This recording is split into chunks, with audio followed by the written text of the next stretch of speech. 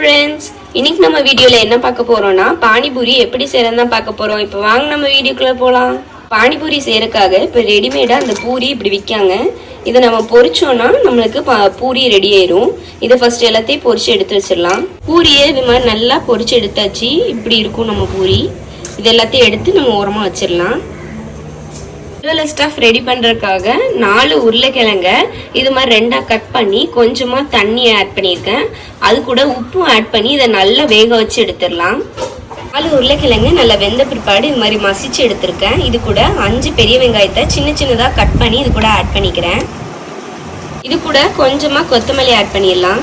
இது கூட 1 teaspoon chat masala add பண்ணிக்கிறேன். 1 tablespoon garam masala add பண்ணிக்கிறேன். Teaspoon red chilli powder add பண்ணிக்கிறேன். தேவையான அளவு உப்பு போட்டுக்கலாம். நல்லா மிக்ஸ் பண்ணி விட்டுக்கோங்க. அவ்வளோதான், நம்மளோட பொட்டேட்டோ ஸ்டஃப் சூப்பராக ரெடி ஆயிட்டு. டேஸ்ட் பண்ணுறதுக்காக பெரிய சைஸ் லெமன் அளவுக்கு நான் புளி எடுத்திருக்கேன். அதில் கொஞ்சமாக தண்ணி ஊற்றிருக்கேன். இதை நம்ம மைக்ரோவேவில் வச்சு நல்லா இதை சூடு பண்ணி எடுத்துட்டோம்னா நம்மளுக்கு இந்த புளிலாம் நல்லா கரைஞ்சி வந்துடும்.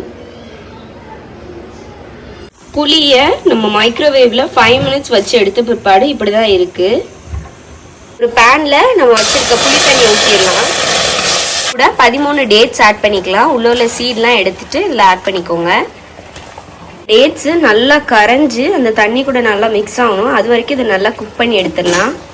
டேட்ஸ் நல்லா இது மாதிரி மசிஞ்சிட்டு இதுக்கப்புறம் இதை ஆஃப் பண்ணிட வேண்டியதான். நம்ம நல்லா ஆறின பிற்பாடு இப்போ இதை அரைச்சி எடுத்துடலாம்.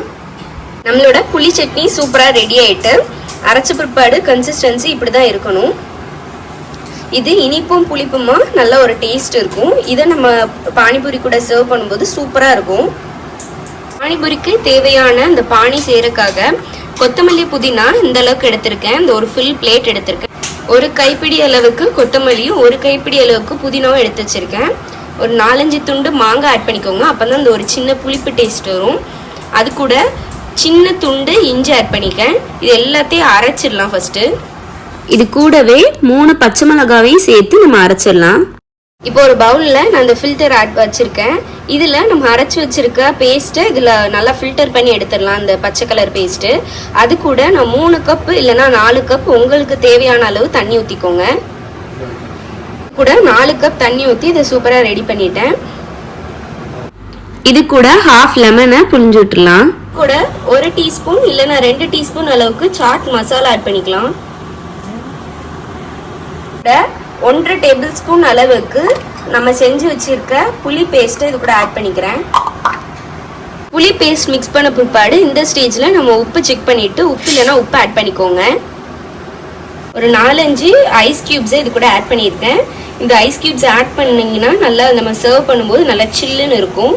இது கூட நம்ம காரா பூந்தி இருந்துச்சுன்னா மேலே கொஞ்சம் போட்டுக்கோங்க. காரா பூந்தியை மேலே போட்டாச்சு. இது நல்லா சில்லுன்னு சர்வ் பண்ணுங்க. அவ்வளோதான், நம்மளோட பானிபூரி சூப்பராக ரெடி ஆகிட்டு பாருங்க. இதில் வெங்காயமும் அந்த புளி பேஸ்ட்டும் ஸ்டஃப் பண்ணியிருக்கு. இது கூட நம்ம பானியையும் மிக்ஸ் பண்ணி சாப்பிட்டோன்னா சூப்பராக இருக்கும். வீடியோ உங்களுக்கு பிடிச்சிருந்துச்சுன்னா லைக் பண்ணுங்கள், ஷேர் பண்ணுங்கள், மறக்காமல் நம்ம சேனலில் சப்ஸ்கிரைப் பண்ணுங்கள்.